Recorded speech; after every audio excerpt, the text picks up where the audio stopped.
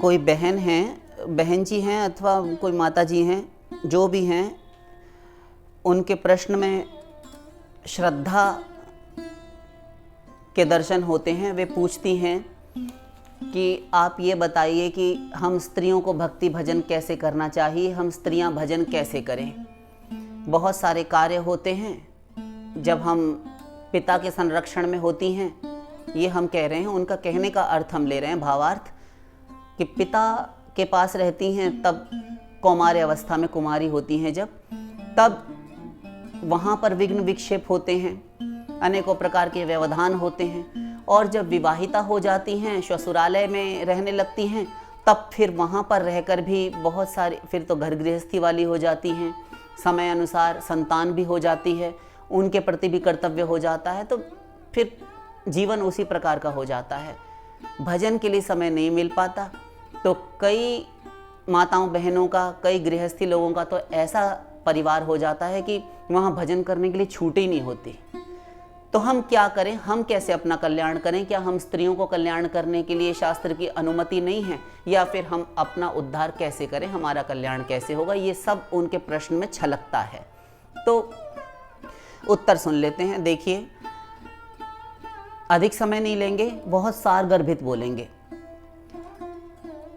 स्त्री जाति के लिए बुरा मत मानिएगा, हम शास्त्रीय बोल रहे हैं, अपना नहीं बोलेंगे। पिता रक्षति कौमारे, भर्ता रक्षति यौवने, पुत्राश्च स्थाविरे भावे, ना स्त्री स्वातंत्र्यमर्हति। पद्म पुराण। जब ये कुमारी बालिका होती हैं, छोटी से लेकर जब तक विवाह योग्य होती हैं, तब तक, जब तक पिता के घर में रहती हैं, तब तक पिता रक्षति कौमारे, तब तक पिता के संरक्षण में होती हैं, पिता इनकी रक्षा करता है, लालन पालन करता है। भर्ता रक्षति यौवने, जब युवती हो गई, विवाहिता हो गई और पति के घर के लिए चली गई, तब ये पूरा जीवन अब वहीं के लिए इनका समर्पित है। तो भर्ता रक्षति यौवने, तब पति इनके यौवन काल में, इनके जवान अवस्था में पति के संरक्षण में रहती है, वही रक्षा करता है। पाल्यति रक्षति इति पति, जो पालन करे, रक्षा करे, उसी को पति कहा जाता है। पुत्राश्च स्थाविरे भावे, और जब स्थावर वृद्धावस्था आ गई, तब पुत्रों के संरक्षण में, क्योंकि तब तक ये वृद्धाएं हो जाती हैं और उसके बाद पुत्र इनके सयाने हो जाते हैं, बड़े हो जाते हैं, अपने पैरों पर खड़े होते हैं, तो माता पिता का संरक्षण करते हैं, उनकी रक्षा सेवा आदि करते हैं। तो तीनों ही अवस्थाओं में स्त्री जाति को स्वतंत्रता नहीं है उच्छृंखल होकर यहां वहां यत्र तत्र सर्वत्र घूमने फिरने की। ये हो गया शास्त्रीय। किंतु इसको यदि वर्तमान युग धर्म को, युग परिस्थिति को देखते हुए, सामाजिक दशा को देखते हुए समझें, तब स्त्रियों को, ऐसी भी स्त्रियां हैं, हम सारी ही बातें क्लियर कर दे रहे हैं, इस पर प्रति प्रश्न करने का कोई ये ना करें कि आपने ऐसा क्यों कह दिया, क्योंकि लोग प्रत्येक प्रश्न के उत्तर में एक नया प्रश्न गढ़ने वाले होते हैं। वे सुनते कुछ नहीं, समझते कुछ नहीं है, पूरी बात नहीं समझते कि उन्होंने सही सही बात कही है। किसी ने भी, हमने ही क्या, किसी ने भी, वे उल्टा अर्थ करते हैं, अर्थ का अनर्थ करते हैं। हम सारी ही बातें स्वयं ही लेकर चल रहे हैं। तो वर्तमान परिस्थिति ऐसी है कि बेरोजगारी है, पति पुत्र भाई इत्यादि घर के जो पुरुष वर्ग हैं, इनको आजीविका ठीक ठीक नहीं चलती इनकी, तो कई माताओं को, कई स्त्री जाति को, हमारी इन स्त्रियों को निकलना पड़ता है काम के लिए। अब सब यदि ये ही कहते रहें कि स्त्री को स्वतंत्रता नहीं देनी चाहिए, तब हमारे ये घर गृहस्थियाँ कैसे चलेंगी, परिवार कैसे चलेंगे, ये सोचना चाहिए।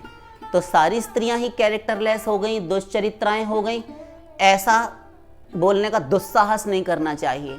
बहुत सी स्त्रियां ऐसी हैं जो अपने सत पर आज भी आरूढ़ हैं और सत पर टिकी हुई हैं, और वे कार्य करती हैं, अपने कुटुंब, अपने पारिवारिक जीवन का भरण पोषण के लिए करती हैं, जैसी जाती हैं वैसी घर आती हैं। ऐसी स्त्रियों के कारण आज घर परिवार सुरक्षित हैं, वे पुत्रों को पढ़ाती लिखाती हैं, सब कुछ करती हैं, वे धन्य हैं, वे प्रणाम के योग्य हैं। किंतु यहाँ प्रश्न ये किया गया है कि हम भजन कैसे करें स्त्री जाति होकर इस अवस्था में।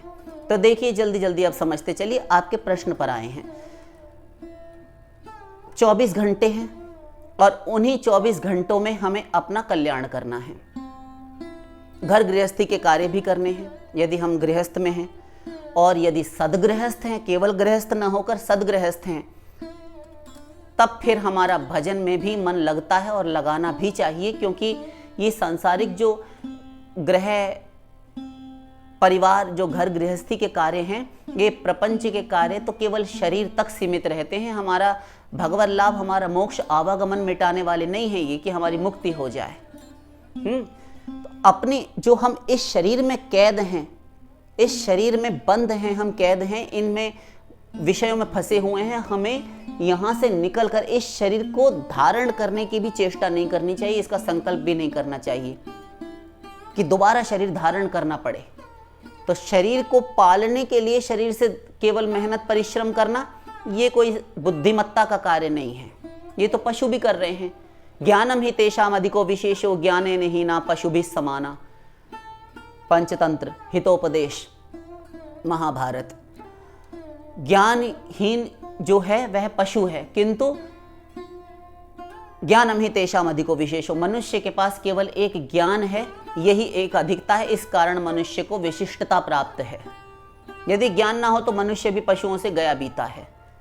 और ज्ञान होने के उपरांत भी तत्व ज्ञान प्राप्त हो गया, उसके बाद भी संसार में लगा रहे, सत्संग करे, भजन करे, कथाएं सुने, सेशंस ले, गुरुओं के पास जाए, सब कुछ करे, किंतु फिर भी संसार में ही फंसा रहे, निकलने का प्रयत्न ना करे कि दिन रात हम वही पाप तो कर रहे हैं, वही भोग रहे हैं, वही कमा रहे हैं, हम सब कुछ वही करते जा रहे हैं, हमें सुख कहाँ है। रात को कमर सीधी करने के लिए शैया पर, बेड पर जाते हैं, 2-4-5 घंटा सोकर फिर सवेरे से लेकर रात तक हम 12-16 घंटे 10 घंटे कमाते हैं, फिर आकर वही हमारा जीवन है।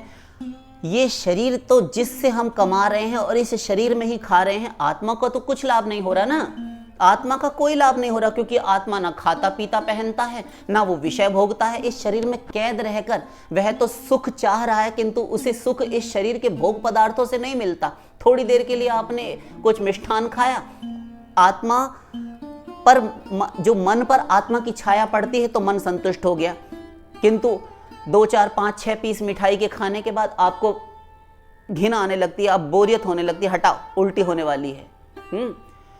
आप बहुत भूखे थे, आपको प्रथम ग्रास में, पहली रोटी में बहुत आनंद है, दूसरी में कुछ कम, तीसरी में और कम, जब तृप्ति हो गई, पेट भर गया आकंठ, तो उसके बाद में अब आप कहते हैं हटाओ। कोई जबरदस्ती हठ धर्मी पर उतर कर दे तब भी आप कहते हैं नहीं हटाइए, अब हम बाद में खा लेंगे, लेकिन अब हमारा जी नहीं है। इसी प्रकार सारी इंद्रियों के, 5 इंद्रियों के 5 विषय हैं, सबको अनुभव है, दिन रात भोग रहे हैं, किंतु वैराग्य भी हो जाता है उनसे।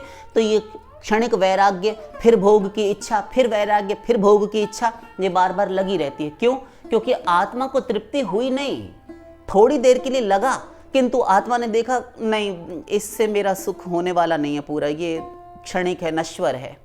जब तक इस जीवात्मा को, इस शाश्वत जीवात्मा को, इस अनादिकालीन, इस नित्य तत्व, इस अविनाशी तत्व को, अविनाशी सुख जब तक नहीं मिल जाएगा, तब तक यह आत्मा कभी भी तृप्त नहीं हो सकता। इन माइक प्रपंच से और इन जितने भी विषयासक्त रहने के कारण आप जितने भी विषय भोग भोगते हैं, इन 5 इंद्रियों के 5 विषय भोग कर आप स्वयं को संतुष्ट हुआ मानते हैं कुछ समय के लिए, किंतु सदा वह सुख टिकता नहीं, स्थायी नहीं है, नित्य नहीं है, छिन जाता है। और सुख होता है यो वै भूमा तत्सुखम नाल्पे सुखमस्ति भूमा त्वेव विजिज्ञासितव्य, छांदोग्योपनिषद। जो अनंत मात्रा का हो वही आनंद होता है, वही सुख होता है। सुख कभी लिमिटेड, छोटा सा, अल्प मात्रा का, सीमित नहीं होता, अपरिमित होता है सुख, अनंत होता है सुख, भूमा आनंद। और ये जो सुख सांसारिक आप भोगते हैं, ये थोड़ी थोड़ी देर के लिए मिलते हैं। स्वर्गहु स्वल्प अंत दुखदाई, स्वर्ग का सुख भी, अरे छोड़िए स्वर्ग को, इस पृथ्वी के सुखों को, इससे ऊंचा स्वर्ग, उससे परे 11 प्रकार के स्वर्ग होते हैं। अंतिम है ब्रह्मलोक। आप ब्रह्म भुवनाल्लोका पुनरावर्तिनो अर्जुन, अर्जुन ब्रह्मलोक तक जाकर फिर से लौटना पड़ेगा। ते तं भुक्त्वा स्वर्गलोकं विशालं क्षीणे पुण्ये मर्त्यलोकं विशन्ति। 9वां अध्याय राजविद्या राजगुह्य योग। भगवान कहते हैं ब्रह्मलोक तक जाकर वहां अपने किए गए सुकृतों पुण्यों का फल भोग करते हैं। क्षीणे पुण्य मर्त्य लोकम विशंति, पुण्य क्षीण हो जाते हैं भोग भोगाकर, उसके बाद में फिर से इस मृत्यु लोक में कुकर शुकर कीट पतंग आदि योनियों में गिर पड़ते हैं। हीन तरम्बा विशंति, वेद ने तो यहां तक कह दिया घोर कुत्सित योनियों में, हीन योनियों में गिरते हैं, औंधे मुंह गिरते हैं, भवाटवी में पड़े रहते हैं, संस्कृति में पड़े रहते हैं। कहां मोक्ष होता है? तो यह फिर से जन्म लेकर किसी जन्म में मनुष्य शरीर प्राप्त होता है, फिर से किसी जन्म में मनुष्य शरीर मिला और फिर जीरो से प्रारंभ करता है, फिर शून्य से प्रारंभ, फिर जन्मे, फिर पढ़ने लिखने के लिए गए, फिर पढ़े लिखे 20-25 साल तक, उसके बाद में जॉब ढूंढी, नौकरी करी, व्यवसाय किया, बिजनेस किया, व्यापार डाला, सब कुछ किया, उसके बाद वही 2-4-5 बच्चे जन्म पैदा किए, उसके बाद घर गृहस्थी की, फिर 2-4 बंगले कोठी बनवाई, 10-20 करोड़ बैंक में भर लिया, उसके बाद क्या, फिर मर गए। इसीलिए भेजे गए थे ये, एक दिन मरने के लिए पूरा जीवन जीते रहे, एक दिन सब कुछ खाली हाथ यहां छोड़कर रीते हाथ जाने के लिए सब कुछ जोड़ते रहे। यह है इस मनुष्य जीवन का सत्य, यह विषयासक्त प्राणियों का सत्य है। किंतु जिन्हें वास्तव में अपने कल्याण की इच्छा है, जिनमें मुमुक्षा जागी है, भगवत प्राप्ति की इच्छा जागी है कि हमें प्रभु से ही प्रेम करना है, हमें प्रभु को ही पाना है, इस संसार में अब आना ही नहीं है, तब उनके लिए उपाय ये है कि वे इन 24 घंटों में चालाकी से देखें, समय निकालकर देखें कि कहाँ कहाँ मुझे कितने कितने सेकंड्स मिले हैं। हम मिनटों की बात भी नहीं कर रहे, ध्यान दीजिए, क्योंकि जो बहन है अथवा वो माता जी हैं, उनके जैसे न जाने कितने साधक अथवा साधिकाएं होंगी, मुमुक्षु जन, भगवत प्रेम रस पिपासु जीवात्माएं और भी होंगी जो इस प्रकार की जिज्ञासा रखते हैं अथवा रखती हैं, किंतु उनके सामने भी यही स्थिति है जो उन बहन जी के पास है। तो वे समझे रहें, हम मिनटों की बात इसीलिए नहीं कर रहे, हम उनकी विवशता, उनकी मजबूरी समझ रहे हैं, किंतु उनकी जिज्ञासा भी देख रहे हैं, उनके लिए भीतर भगवत प्राप्ति, भगवत प्रेम के लिए उत्कट जो अभिलाषा है, जिज्ञासा है और जो उत्कंठा है, वह भी हम देख रहे हैं। दोनों को मिलाकर हम बोल रहे हैं कि वे देखते रहें कि कहाँ कहाँ कुछ कुछ सेकंड्स मुझे मिलते हैं। जल पी रहे हैं, जल पीने में 30 सेकंड लगेंगे, जल पीते जाइए, वह आपके गले से भीतर उतर रहा है शरीर में, आप नाम ले लीजिए। घर के कार्य करते हैं, तो घर के कार्य करते हुए क्या करती हैं माताएं बहनें, पुरुष लोग क्या करते हैं, ऑफिस में बैठे हैं, ऑफिस में बैठे अपना लैपटॉप कर रहे हैं, कुछ कंप्यूटर पे कर रहे हैं, कोई कार्य, जो भी कार्य कर रहे हैं, फाइल तैयार कर रहे हैं, लगातार घुसकर कोई कार्य नहीं करता। इतना बिजी हम अपने आप को जितना दिखाते हैं, इतना बिजी कोई नहीं रहता, सबके पास एक एक मिनट मिलता है।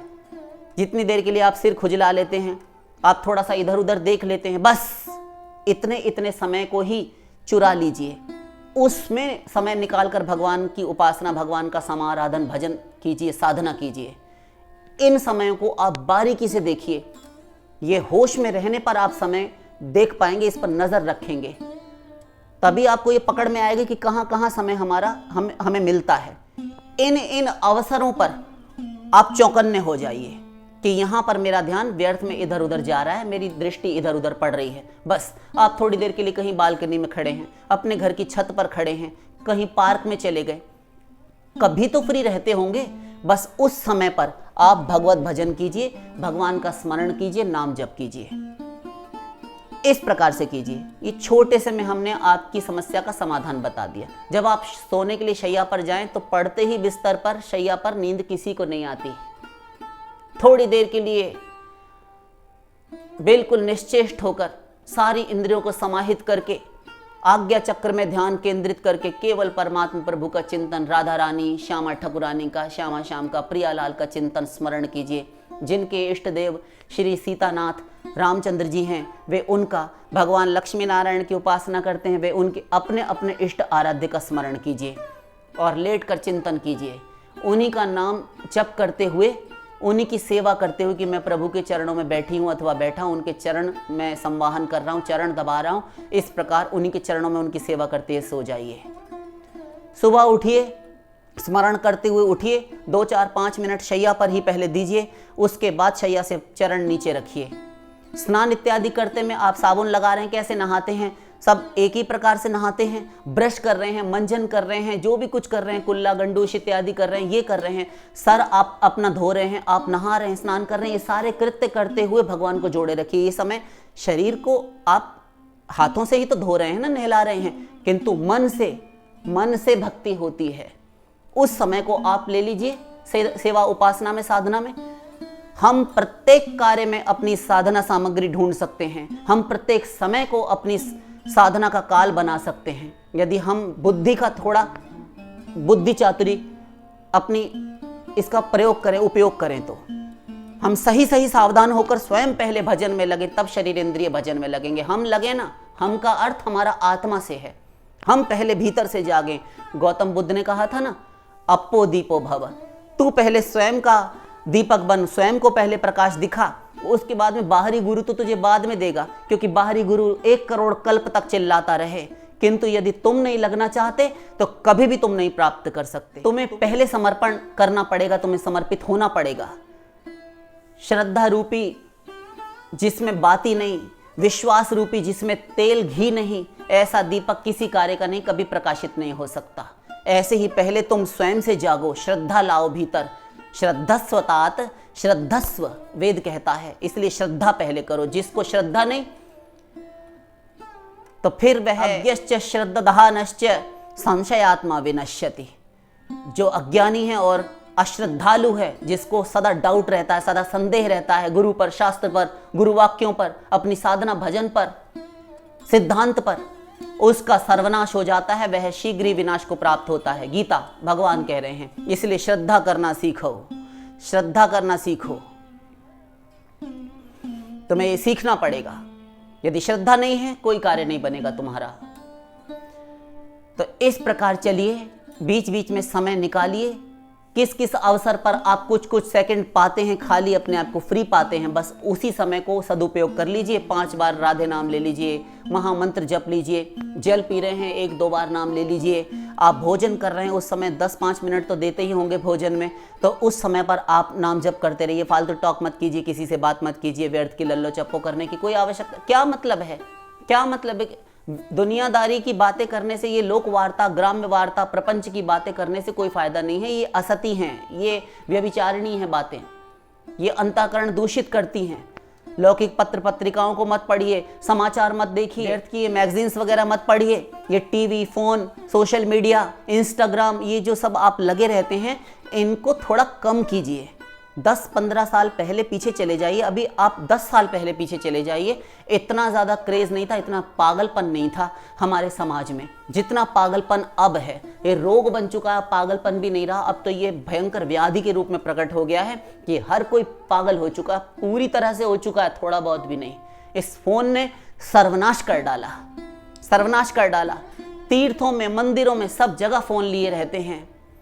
शौचालय में भी फोन लेकर जाते हैं, ऐसे ऐसे लोग भी हमने देखे हैं। बाथरूम में फोन संग उनके लगा रहता है। ये सर्वनाश का मूल है। विदेशों में तो वाटरप्रूफ फोन है कि वो नहा रहे हैं, फोन चला रहे हैं। तो इस प्रकार समय निकालिए अपने आप को। पहले 1-2 दिन जहां इतना समय निकाला आपने, व्यर्थ संसार में दिया, तो आप 1-8 दिन पहले भजन मत कीजिए। पहले 2 दिन अपने आप को रीड कीजिए कि कहां कहां मेरा समय व्यर्थ जाता है और कहां कहां मुझे समय मिलता है जहां हम व्यर्थ करते हैं, व्यर्थ करती हूं, अथवा बेकार गंवाता हूं, बेकार गंवाती हूं। बस वही समय अपना चुन लीजिए। तो इस प्रकार कुल जमा टोटल मिलाकर आपको 1 घंटा तो अवश्य भजन के लिए मिल जाएगा। उस समय को चुराते चुराते टोटल आप जोड़ेंगे तो, और बीच में जो जल आदि पीने के समय हमने बताया, इतने समय को तो आप सदुपयोग में ला ही सकते हैं। शेष 1 घंटा तो अवश्य निकालिए, नहीं तो आधा घंटा अवश्य निकालिए। एक स्थिर आसन पर बैठकर लगातार एक साथ भजन, एक आसन से बैठकर भजन करने के लिए। और भजन में हम किसी पाठ इत्यादि के लिए नहीं बोल रहे, सावधान रहें। हमारे सत्संगी जो हैं वे सावधान रहें। कोई पाठ हम किसी पूजा के लिए नहीं कह रहे कि वे कोई ग्रंथ खोलकर बैठ जाए, नहीं, मन लगाने पर बल दे रहे हैं। बैठकर नाम जप कीजिए, कीर्तन कीजिए, भजन कीजिए, किंतु स्मरण रखिए। बैठकर भगवान का चिंतन कीजिए। श्री श्री राधा माधव, राधा गोविंद को सामने विराजमान कीजिए। वे खड़े हैं अथवा बैठे हैं, किसी दिव्य स्वर्ण के सुगंधित स्वर्ण के बनाए हुए अग्नि विशुद्ध सिंहासन पर विराजमान है। कोमल गद्दे तकिए उस पर बिछे हुए हैं, उस पर सुंदर छत्र तना हुआ है, अमृतवर्षी छत्र है, उस पर श्री श्री राधा गोविंद समवेत विराजमान हैं। उनके सुंदर वस्त्र आभूषणों को, उनके आभरणों को, उनके आनक्षिक दर्शन कीजिए और वहीं पर उनका मानसिक उपचारों से पूजन कीजिए।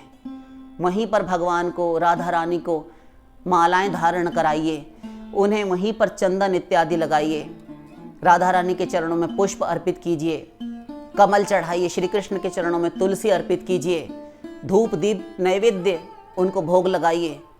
जो कुछ कर सकते हैं कीजिए। इत्र सेवा कर सकते हैं, आप उनको शरबत दे सकते हैं, आप उन्हें मिष्ठान भोग लगा सकते हैं, आप उन्हें फल भोग लगा सकते हैं। ये सब कुछ मन से कीजिए। साधारण पूजा आप जो बाह्य करते हैं मंदिर में अपने, वो कर लीजिए 5-10 मिनट में।